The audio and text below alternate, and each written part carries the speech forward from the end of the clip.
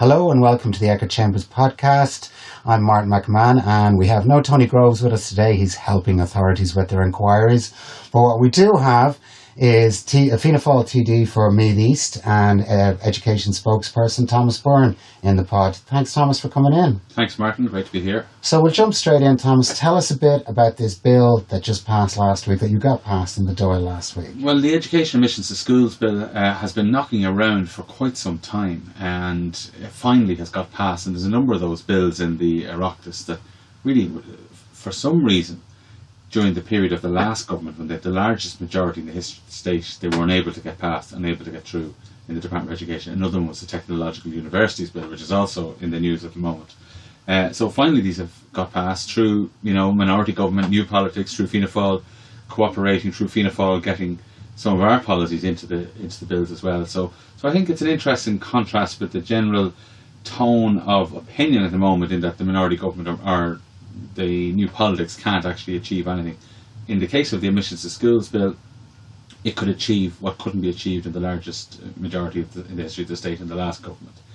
So the Admissions to School bill, first of all, most famously, abolishes the baptism barrier effectively for Catholic schools at primary level.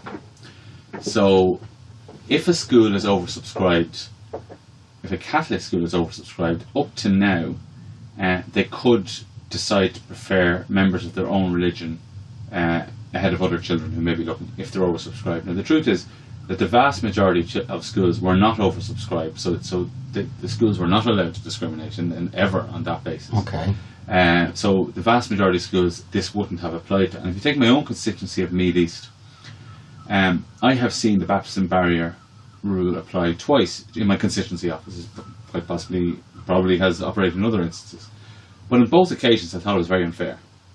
And I think, to be honest with you, I was talking to a priest recently who is on the board of management of a major primary school, and he was glad it's gone, because he also could see the unfairness. So there was an unfairness there that nobody really was prepared to stand over, and that had to go. Now, we had a slightly different way of dealing with it in the manifesto, but we accepted what the government proposed, I think, and everybody accepted that at the end of the day. And this applies to primary schools only, it doesn't apply to secondary schools? Primary schools only, because the main reason is that over 90% of primary schools are Catholic, and I suppose at second level it's down at, it's about 60%. So generally speaking, if you have a Catholic secondary school in your area, you generally would have a community school, or a local community school or whatever in your area. So that's the reason there, and it doesn't apply also to minority faith schools, Church of Ireland, Presbyterian, Methodist, Jewish, Muslim, and that was something we strongly advocated for, because what we were afraid of was that if you abolish this rule for Church of Ireland schools, for example, that if they had to accept all local applicants regardless of faith, they would have to turn away Church of Ireland members who really want to be in a Church of Ireland school, and that's important. And members of Church of Ireland came to say, look, it's very important that our community can be educated together, can do things together. And again, they don't have to have the rule, maybe some of them don't, but they can put it in place. And I suppose the contrast with the Catholic schools is that there's so many of them that it's not an issue if the Catholic ethos wishes to continue in schools, that this won't really have any impact on that whatsoever. But if a Church of Ireland school, which, say, again, I go back to my own constituency because I know it best, I think there's one in Dunboyne, one in Navan, one in Kells, one in Drogheda as well, that covers the area. So there's only 4, so there's people coming from all over to those schools from the Church of Ireland background. And we just felt it was important that they'd be entitled to do that, because if they became local schools, they would no longer be Church of Ireland schools. And that's the rationale there. Okay, and is there any plans to extend this on to secondary schools in the future? Is there any in the pipeline? No, I was surprised that it wasn't an issue in the debate. And I didn't make it an issue because I could see the rationale that, there's very few new secondary schools being established that are religious run. Although there are one or two that I wondered about, but there is one or two. But generally speaking, it's your local education and training board community schools that are opening now, if they're opening new secondary schools, or indeed Educate Together. Yeah. So there's a I suppose the rationale is that there's a wide choice, and there seems to be no issue made by any of the campaign groups this be an issue. And I think, like, that actually, if one is interested in having, a choice of schooling in this country, that you would have some religious schools, that you would have state schools, that you would Educate Together schools, that you would have Gael Sculna, that you would have, whatever other type of schools, a new patron after opening school, Sinead, different type of ethos. that they can all coexist together as long as one isn't dominant. So already at second level, we've seen that there's not really an issue because there's a choice there. So I think, if the Catholic Church and parents, my experience is that they do want to retain Catholic education in this country, I think at some point fairly soon, I think they're going to have to divest quite a number of schools to the state sector, so that actually they can keep Catholic schools there at a certain level that. So instead of all of them being Catholic schools, you're putting it down to 20 or 30%. Well, yeah. Well, I'm not good putting a figure on it. But I mean that would be, and by the way, that would be really difficult to do. But if they want to retain Catholic schools in the country, I think there's going to have to be a big leap at some point, and I don't see any effort really to do that. Roy Quinn tried to by going in with this top-down approach, it didn't work. And very few. There is a difference. I mean, I suppose we have a difference when we look at the amount of people on the census who say they are of Roman Catholic faith. You have about 80%, roughly 80%. Yet, when you come to the figures on marriage, only about 50% of marriages occur in churches these days. So there is a difference there somewhere. So we're going to have to work to find where the level is. Yeah, and I think the state has to look at what the level is. I think, it's not a matter for me to tell the church what to do. The church has to look at the level too, because I think there's a lot of defensiveness about schools. That it is obviously a sphere of influence for the church, and again, in my experience, a positive one that most people want. Not everyone does. But there has to be a recognition that there are people there who are not of the Catholic faith, and a substantial number of people who are not of the Catholic faith, and growing, yeah. Or who are of the Catholic faith and don't necessarily want the Catholic education, and that has to be catered for in our society. There has to be a diversity in our schools, and that diversity, almost by default, has arisen at second level, yes, to a large extent. Yes. And there's not a word about it. Like, there's not an issue really. Like, one or two things notwithstanding. But generally speaking, there's a choice there. And if people want to go to what would have been called the convent school or the diocesan school, they can. Or you can just go to your local school, which, like in Ashburn or Wauchope, are brilliant school. They're not like years ago, where the tech was seen as second class. I mean, the state second level schools that are being built now and put forward now are absolutely top class. Well, I'm going to move it on a little, Thomas. We're going to talk about the upcoming presidential election, and I know that Fianna Fáil and Fine Gael, on displaying confidence, they have agreed that Michael D. Higgins stands again, but there's been a plethora of other people now have come out of I don't mean come out of the woodwork, but they've thrown their names into the ring, and one of them is a Fianna Fáil stalwart, or he's rumoured to have thrown his hat into the ring. That's Noel Whelan. So that sort of throws up a bit of a fly in the ointment for Fianna Fáil and Fine Gael. Well, look, I mean, first of all, it's not confidence supplied. Like, this was a decision taken by the Fianna Fáil parliamentary party. I suppose the analysis is, like, do you think Michael D. Higgins is doing a good job? And if so, do you think we should continue for another term? Now, we discussed that at the front bench of the parliamentary party. We came to the conclusion that he was doing a good job, and, therefore, we thought that he should be put forward for another term, and that, would be able to do the job to the same way that he's done it now, and that was important. Sinn Féin have actually said similar things, but they still think there should be an election. Look, we've made a decision as a parliamentary party. The nomination process for presidency in the Constitution is quite difficult. And there's a reason for that. What is the reason? Look, I can't read into the mind, but the reason I see is that it should be difficult, that it should be hard to become the president of the country, that we really do want people who have a track record, who have some level of attainment that's recognised through a filtering system, through a democratic filtering system. And Fianna Fáil councillors around the country are not bound by our decision in terms of the nominations process. So Fianna Fáil councillors will not be blocking candidates. Some of them may well support candidates. The party would be supporting Michael D. Higgins, but we're not in the business of blocking any candidate. So the other nominations could come forward? Oh, I've no doubt that they will. We're hearing all sorts of names coming forward. But again, there's a reason that it's difficult, is that we need the best candidates. And one looks back at the nominations process since I think it was only first used in 1997. It was never used before that at local authority level. Quite a number of the candidates who come through that route have done pretty poorly. So I think the candidates and councillors want to think very carefully about who they nominate, and not just nominate someone because they asked them, but nominate someone because of a track record. Let's look at the last few presidents. Michael D. Higgins, lengthy track record in politics, in the arts and academia. Mary Robinson and Mary McAleese, lengthy track records, both of them Reed Professor of Law in Trinity College, both of them with substantial campaigning track records on various issues.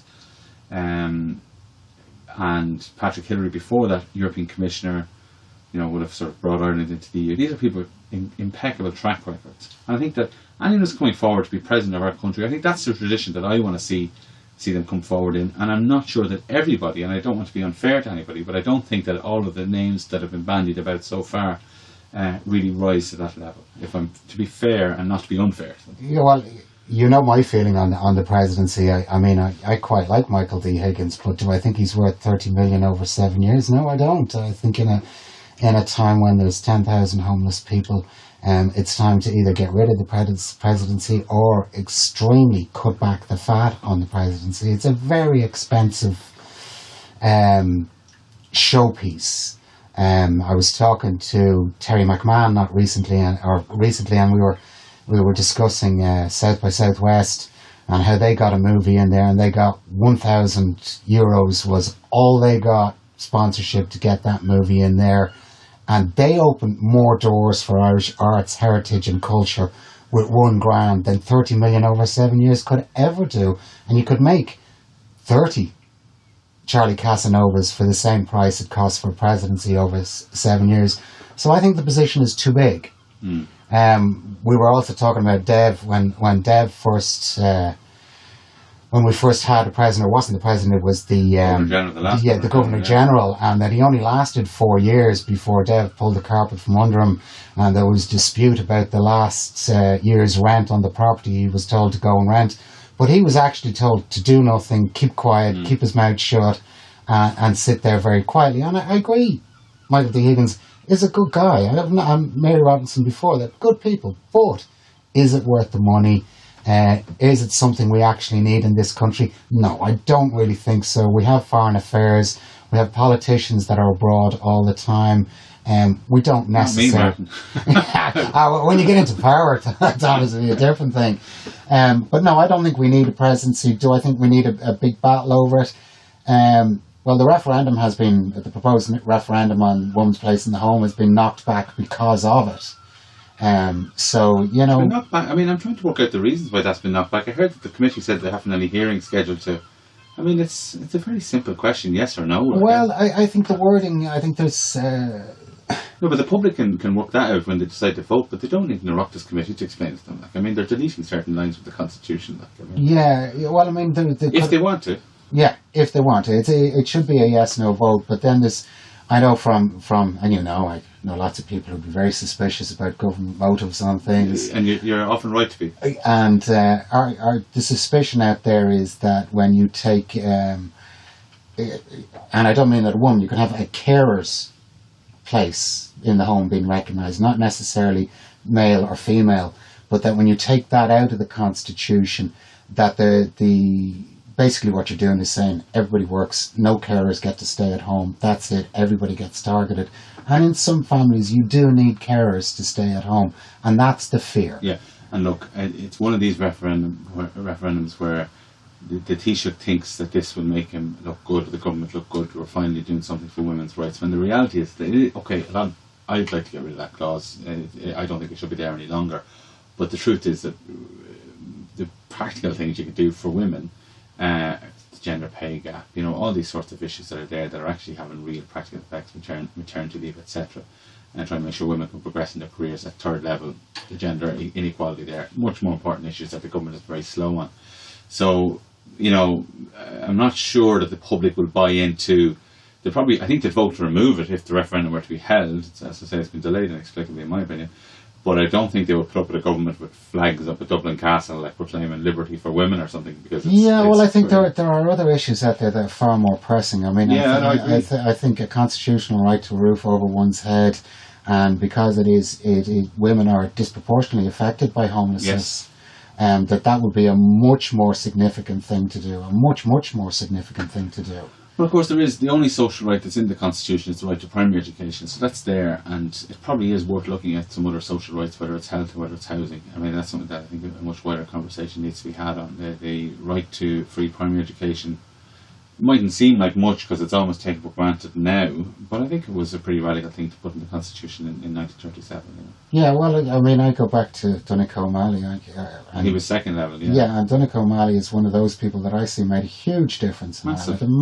Like But by the way, making a decision saying get on with it. And didn't ask anyone. Bypassed everybody, and a bit of a maverick, went and did it. Yeah, and Donegal was a journeyman politician as well. He was a journeyman politician. He wasn't always Fianna Fail. You know, he moved around a little. Yeah. So, you know, I kind of liked him as a politician. I thought he was a very good politician.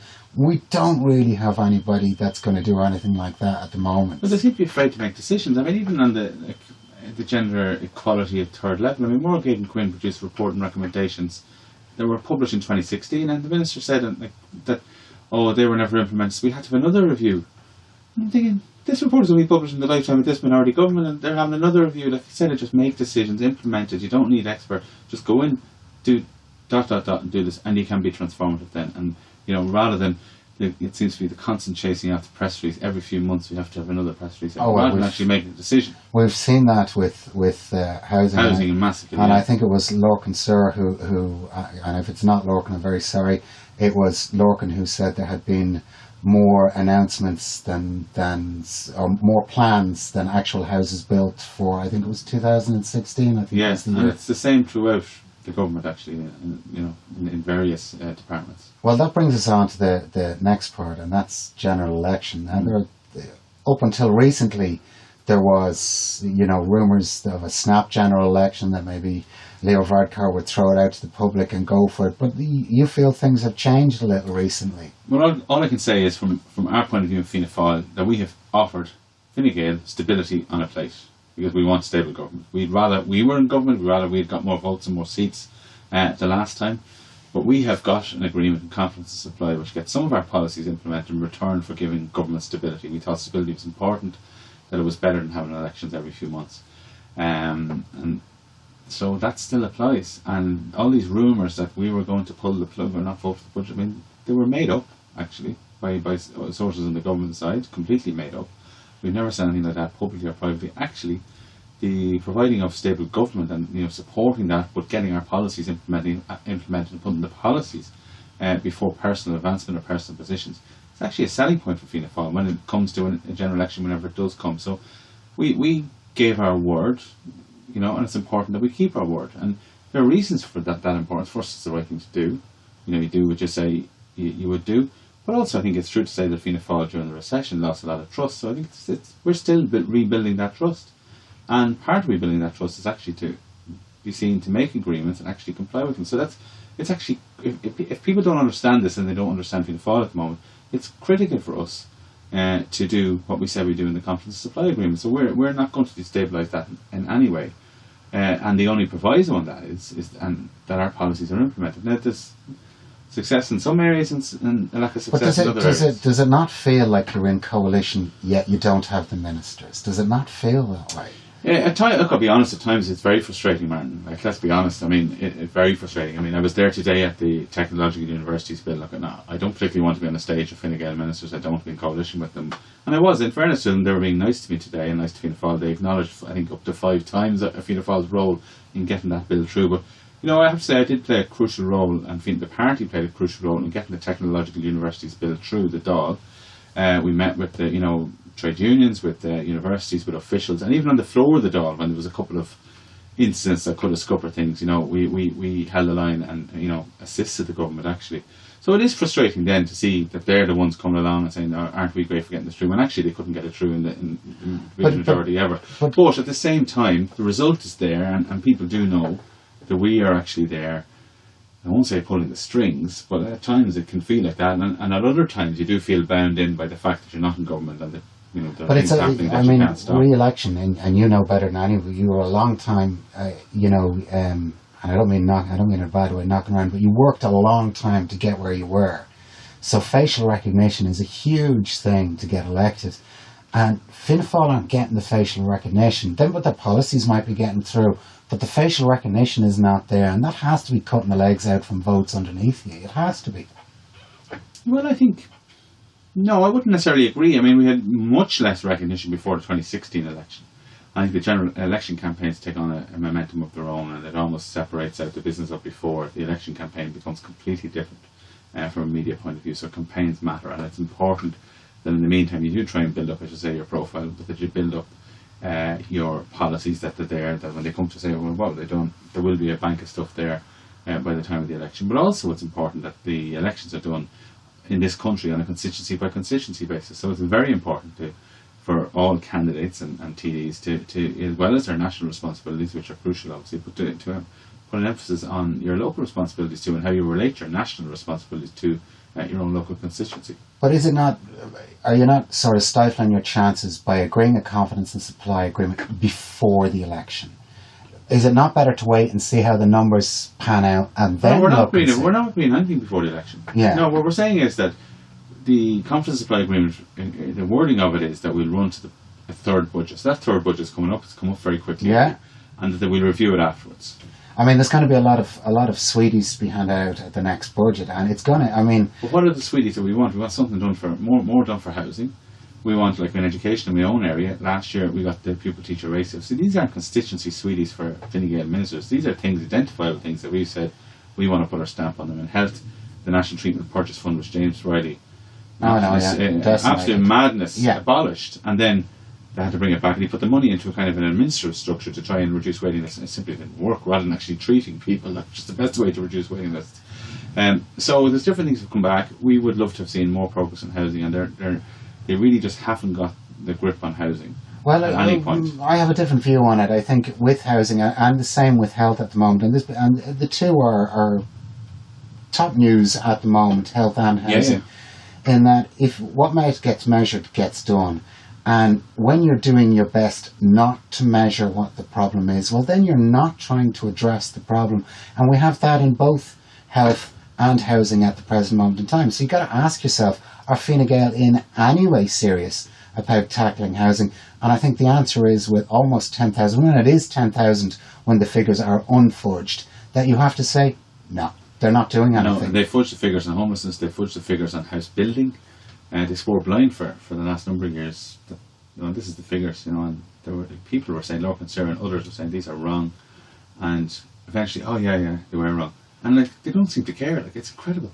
And is that because it's not hitting their demographic? It's not hitting the people who vote for them. Well, I have a theory. I have to say I do have a theory that they don't see the same sort of constituents that we would see in Fianna Fail, that we would meet. I could be wrong. I don't know who goes into their constituency offices, but I couldn't go into the Dáil with it and preside over that or be involved in that at a government level, because I just know the people. I mean, I know them personally, the people who are. Well, I mean, I know at county council level, every single county councillor is inundated, no matter what party you're in. You are absolutely inundated with people who are either homeless or facing homeless or impending homelessness. Yeah. I mean, it is, without doubt, the biggest issue every county councillor is dealing with at the present moment. The housing issue is certainly the biggest, and if we could solve that, we'd solve an awful lot of problem, because the cost of housing is contributed to just the cost of living. So putting pressure on wages, the pressure on wages wouldn't be any near as great and if housing costs were lower. And there's an article in the Irish Times saying that the lack of housing is now going to affect the economy. That is it. It is now affecting the economy.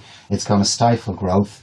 So, but still, Fine Gael need that 36% of voters, and they're the ones whose equity has normalised or stabilised or gone back to what it was, because it was never normal in the first place. But we are now back at those crazy levels again. We are back, and rental, there was an article this week that anybody who's on less than 50 grand simply can't afford to rent in Dublin. That's it, full stop. You can't afford to rent in Dublin. And I think there is a problem that I think Fine Gael tend to sectionalise society. They tend to look at society in a class basis, whereas Fianna Fáil never did that, actually. I mean, traditionally, in rural areas, we represented small farmers. That's the people who lived in cottages. Fine Gael traditionally represented the big farmers.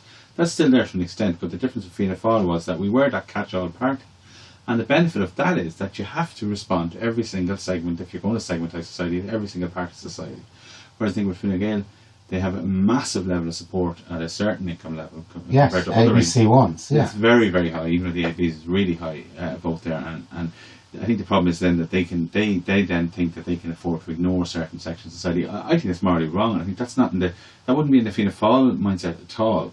And part of our problem is we did try to look after everybody, actually, the public sector. We tried to encouraged business. We tried with social welfare. Went up every sector of society.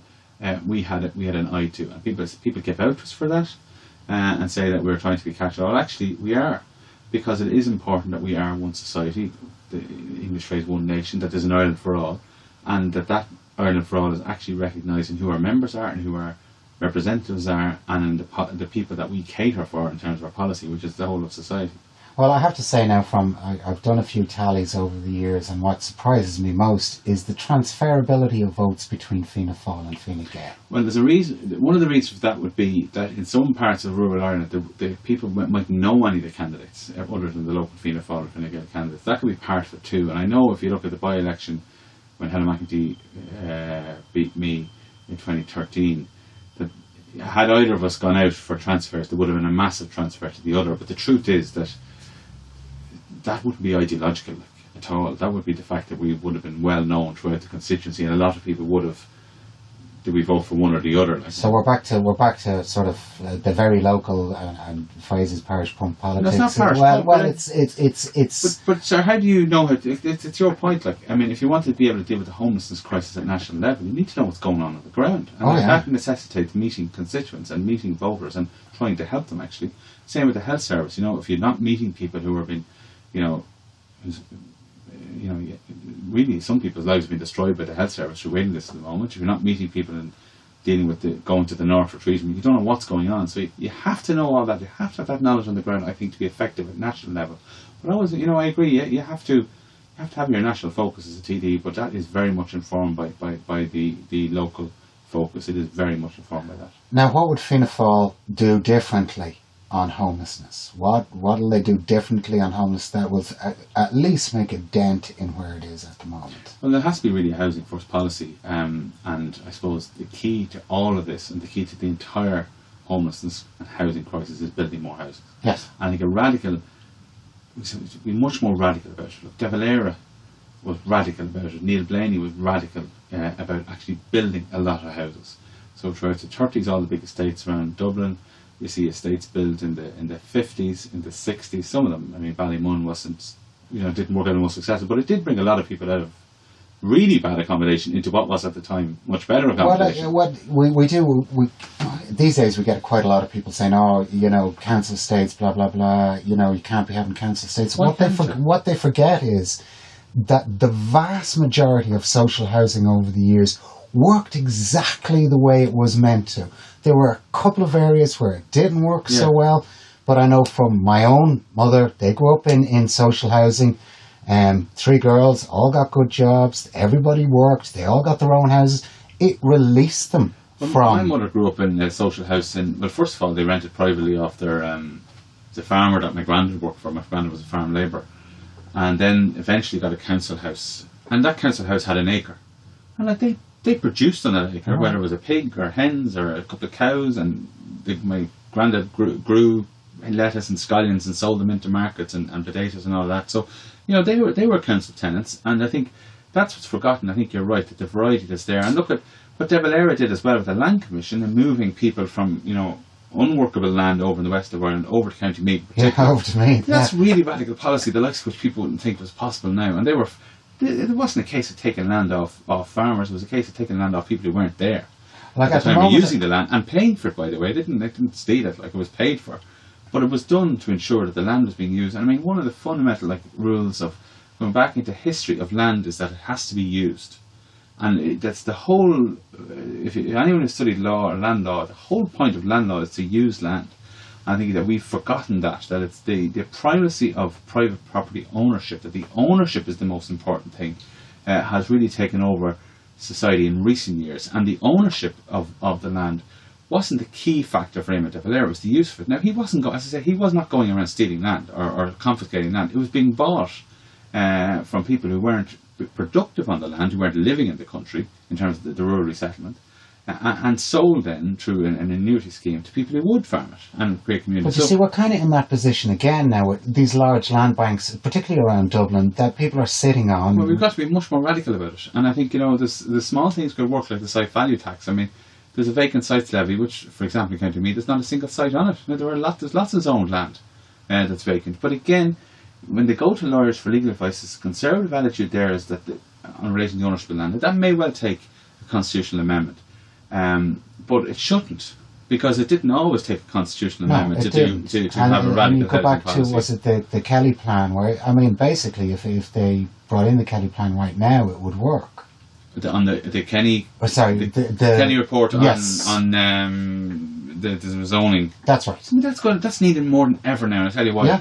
Because they're going to be zoning loads of land in Waterford, Cork, Galway, Limerick on this national spatial strategies that they've brought in to increase the size of these cities. And what's going to happen is there's going to be a very small number of very wealthy people created. If they don't do something with that land should not be bought at a premium. It should be bought, I would fully support. And I have to say, anytime Fianna Fail mentions the Kenny report in dispatches, now it's sitting there for nearly 50 years. Yeah, 50 years, yeah.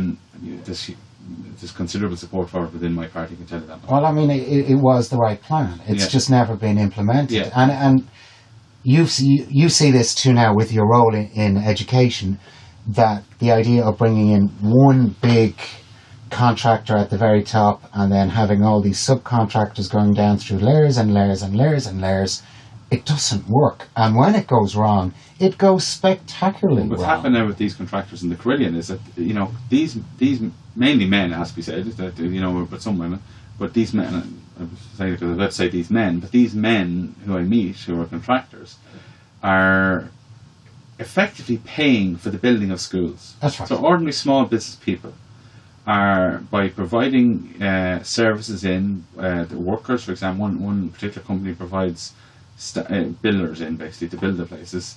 Someone else provides cement. So that's all in there now. So the work has been done, the cement is in, maybe in the case of a cleaner, the place is cleaned out before. So they have paid for it. So the state is getting these schools on the backs of really these small businesses, because they are small. They're not. Well, Carillion is the only multinational. A lot of them are individuals. They may not even. I mean, they are sole traders, or they are working on the ERC2 system. The last thing they expected working for a state contract. So we're going to be looking at proposals now on that. I don't know what can be done for the people who are there at the moment. I mean, we were looking for government intervention to try and enforce. I don't know. Well, today the subcontractors were trying to take plant and equipment off the sites to cover the costs. If that was their plant and equipment that's still there, they're certainly entitled to get I bloody would. There's what's if it's not paid, if they've put product in there and it's not paid for, then they've entitled to take their own product back. Well, it's difficult if the bricks are in the walls. So but this shows us that big developers are having big developers in to do housing as well. You're going to come across the same problems. Whereas with some of our guests in here, with Mel Wellens, with Lorca, with Orla as well, and Orla suggested that what we need is a Dunkirk solution, where you have a flotilla of small guys who come in, build 10, 15, 20 houses. You're increasing competition between them. Always the way. And I was talking to a friend of mine in Dunboyne is a small builder, and he has been advocating for this for a long time. He says years ago, and it does happen. I've seen a place in Ballytown where it's still happening. The land is divided by the main landowner, and little smaller builders come in and build sections of the estate. It's planned as one.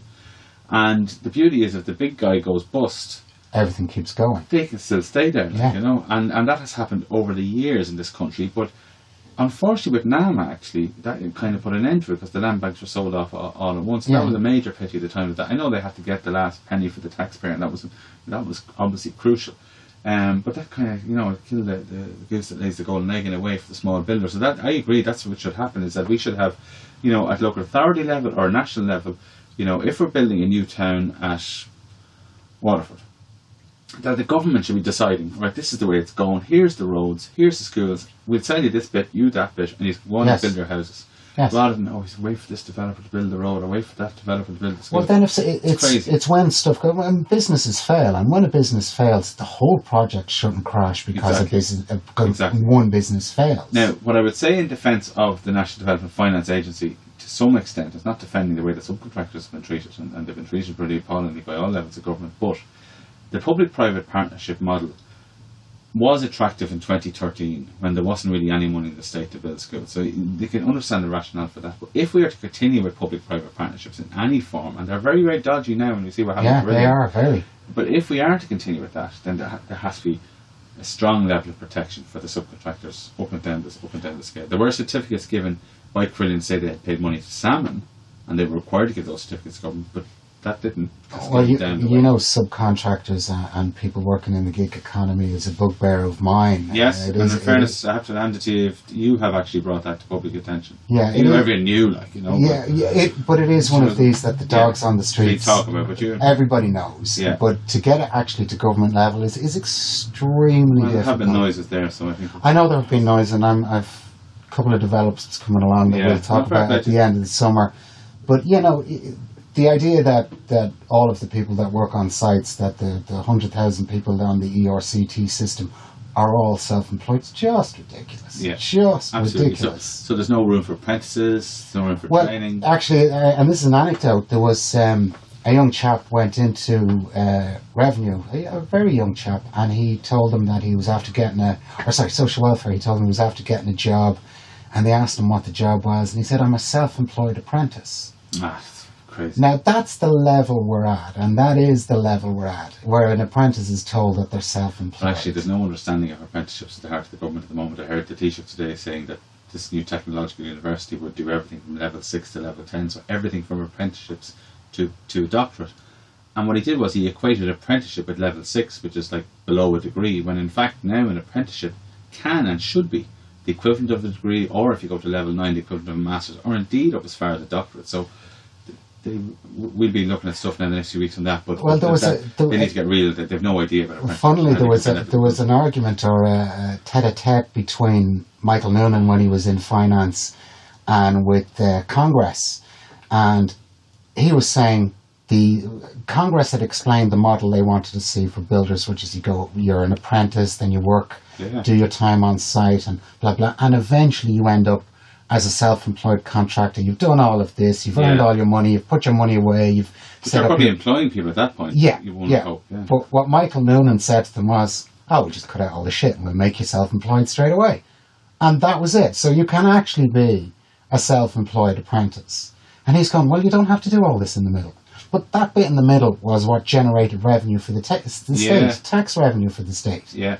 And give people rights as well that mightn't want to be a business. Absolutely, absolutely. And it's the coercive power of forcing people to be contractors. Yeah. That's the key to all of this. It's happening in journalism as well a bit too. And hugely. I've discussed this before, and it's something we'll come back to another time. Yeah.